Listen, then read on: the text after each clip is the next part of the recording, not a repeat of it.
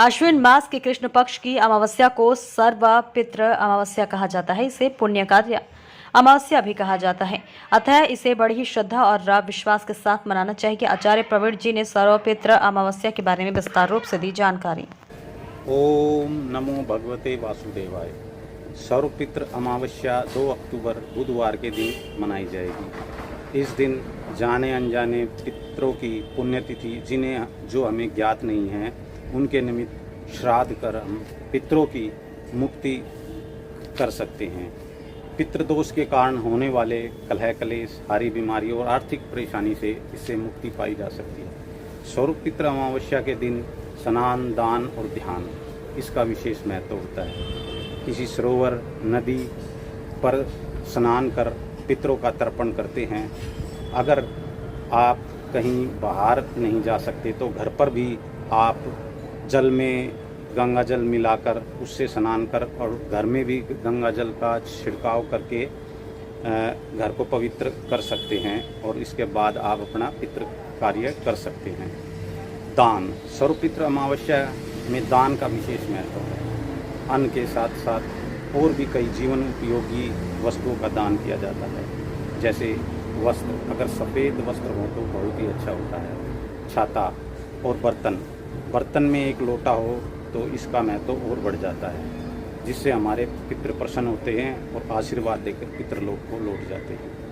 पितृ तर्पण तो सतयुग से चला आ रहा है। रामायण काल में हम इसके प्रमाण मिल जाते हैं, लेकिन महाभारत के बाद इसका महत्व और बढ़ गया था।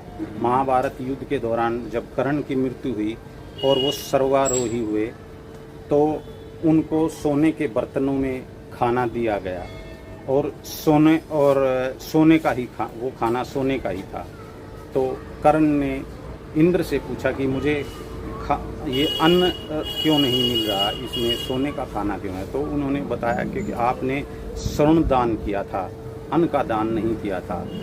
तो और बताया गया कि आपको अपने पितृ ज्ञात ना होने के कारण आप पितृ निमित्त कोई भी कार्य नहीं कर पाए। तो कर्ण को 15 दिन का समय दिया गया, जिससे सूक्ष्म रूप में कर्ण पृथ्वी पर आए और उन्होंने अन्न का दान किया। तभी से अन्न दान का महत्व और बढ़ गया है। पांडवों ने भी महाभारत युद्ध के बाद अपने पूर्वजों का पिंड दान किया था। पितृतर्पण में तीसरा नंबर ध्यान का आता है। हमें पितरों तर्पण करते समय उनका ध्यान करना जरूरी है। इसमें हम मंत्र जाप भी कर सकते हैं।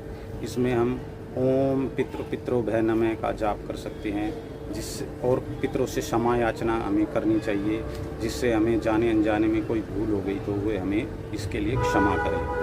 प्राचीन काल में तो 7 पीढ़ियों का पितृतर्पण किया जाता था, परंतु अब कलयुग में केवल 3 पीढ़ियों का ही पितृतर्पण किया जाता है।